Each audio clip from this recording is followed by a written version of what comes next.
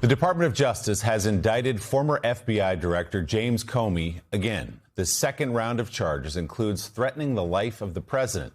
It stems from a picture, a photograph Comey posted last year of seashells in the form of the numbers 8647. As most of you know, to 86 something, slang for the restaurant industry to throw it out, get rid of. We're out of it tonight, 86 it. And Trump, of course, is the 47th president. Comey quickly took the image down after receiving backlash when he put it up last year, saying, quote, "I didn't realize some folks associate those numbers with violence," and took the picture down. The DOJ now will have to prove beyond a reasonable doubt the message was intended as a threat. You are not allowed to threaten the President of the United States of America. That's not my decision. That's Congress's decision in a statute that they passed that we charge multiple times a year. The government will have evidence. I am not going to talk about the evidence that we have. That's unfair to him. It's unfair to the prosecutors. But it's enough to say that the grand jury returned an indictment. You just saw the evidence. Seashells on a beach in a photograph on Instagram. Comey responded quickly to the new charges in a video posted on Substack. Well, they're back. This time about a picture of seashells on a North Carolina beach a year ago. And this won't be the end of it. But nothing has changed with me. I'm still innocent. I'm still not afraid. And I still believe in the independent federal judiciary. So let's go. This latest case comes just months after Comey's prior indictment for lying to Congress was dismissed due to an illegally appointed prosecutor. Let's bring in MS Now Justice and Intelligence reporter Ken Dilanian and former U.S. Attorney and MS Now legal analyst Joyce Vance. Good morning to you both. Ken, I'll start with you. You're reporting on this story. A lot on the plate, the Department of Justice right now for the acting Attorney General Todd Blanche, who'd like to take the term acting probably away from that job. The Epstein files, chief among them, perhaps. So how did they come to this prosecution? Good morning, Willie. Well, this pretty clearly seems to be part of Todd Blanche's campaign to become the permanent Attorney General. He and his aides have made no secret about the fact that he is accelerating many of these retribution cases that Donald Trump cares very much about.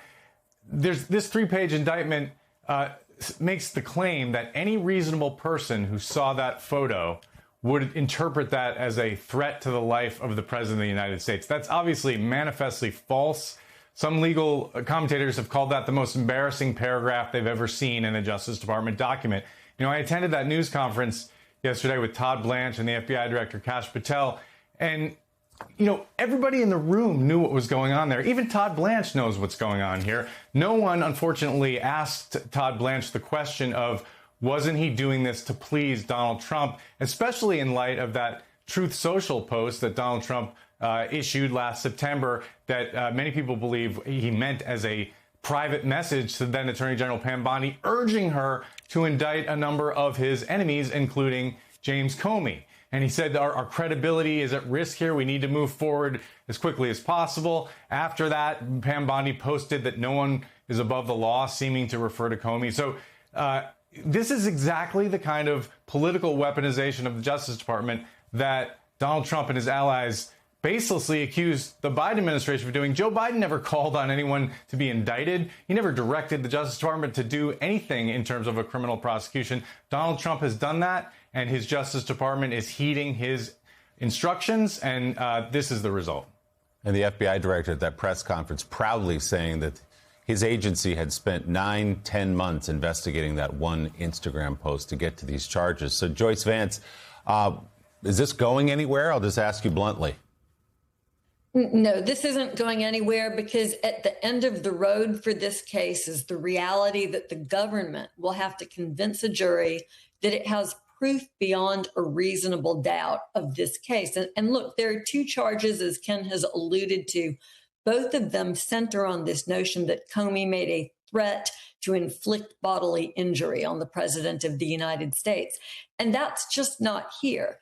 Now, we heard Todd Blanche and Kash Patel talk a little bit yesterday about, we spent 10 months looking at what was in Director Comey's phone. But if they had a smoking gun here, something that was stone cold, we would know about it. They would have fronted that out yesterday in this press conference, because this case looks so weak that had they had the ability to buttress it, they certainly would have.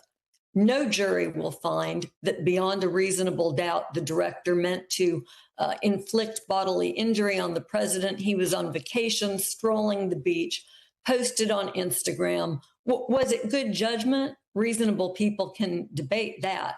Was it a threat to harm the president? Clearly not.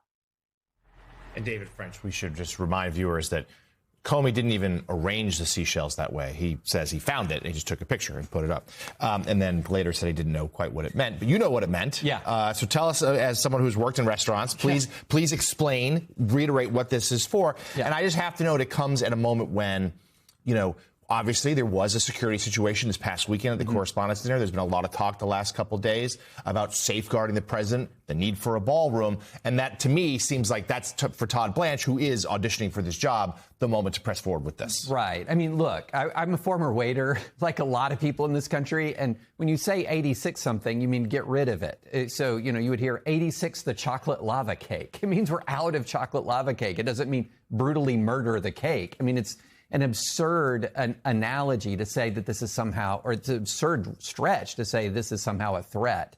And by the way, there's actual Supreme Court authority here. So there's a case called Watts v. United States that goes all the way back to the 60s, where somebody said if they were inducted into the Army, which the draft was a very live thing at that time, the first thing they would do is get LBJ in their sights. So they're referring specifically to a rifle there. They're referring to putting a president in their sights. So much more explicit than anything in 8647. And the Supreme Court said, no, this is political hyperbole. This is protected by the First Amendment. So there you had a case with a more explicit reference to violence by far than anything here. And the Supreme Court said, no, that's political hyperbole. That is not going to be punishable. So we're already in an arena where the Supreme Court has spoken very clearly to this. So you look at this, and I don't know that this will even ever get to a jury, because a judge may well just decide as a matter of law, this thing totally fails. And can we also say, you know, I remember about a year ago when J.D. Vance went to Europe and scolded the European nations about their approach to free speech. And here we have a criminal prosecution around what is unquestionably free speech. And that's not the only not the only censorship event of the day. You had Brendan Carr threatening to pull broadcast licenses because of a joke the administration didn't like. So the hypocrisy of this administration lecturing. And also the phrase 8645 was used by many on the, or 8646, I should say, was used by many on the right about Joe Biden. Yeah, you had Matt Gage, you had Jack Posobiec, others. I mean, there's, you know, people are selling merchandise to 86 Joe Biden. This is not a threat. This is saying get rid of them, that it's over. Their term should be over. This is not that they should be killed. And everybody, you feel like what they're doing is almost sort of testing the good faith of their own supporters, because this is a very good test of good faith. If somebody's going to look at this indictment and say, yeah, that's about right, you can start to write them off as hopelessly partisan. Yeah, no, it is crazy. You have, again, the hypocrisy of J.D. Vance, the hypocrisy of all these so-called free speech warriors. I await the reams and reams of stories that will be coming out of the free press about indicting somebody for seashells or trying to pull ABC's license for somebody telling a joke that has probably been told in the Catskills in comedian clubs for 100 years about an autumn-spring romance. But one good thing that did come out of this, though, is David French talking about 86 meaning brutally murdering the chocolate cake. Lava cake. The lava cake. Yeah, exactly. Exactly. Yeah, man, no. That's why I show up in the first place. But Willie, it is, it was ill-advisable. It's probably a stupid thing for him to do. But at the same time, again, the Supreme Court's already spoken on this issue. And all of these hypocrites in MAGA world that have just clutched their pearls and fallen on their fainting couches time and time again about, the left doesn't respect free speech, which I will say, we said the same thing on college campuses. We agree.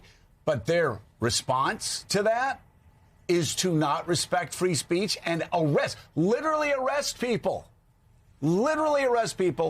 for taking a picture of seashells and putting it up on Instagram. That's how hypocritical, and trying to pull the license of ABC because of a late night comics Catskills joke that Don Rickles probably told 100 times. Yeah, and how about all the howls during the Biden administration about lawfare and weaponization of the government? I mean, here it is right in front of you. Such hypocrites. Not to mention just the abject waste of time to have the acting attorney general, the head of the FBI, investigating this, holding press conferences.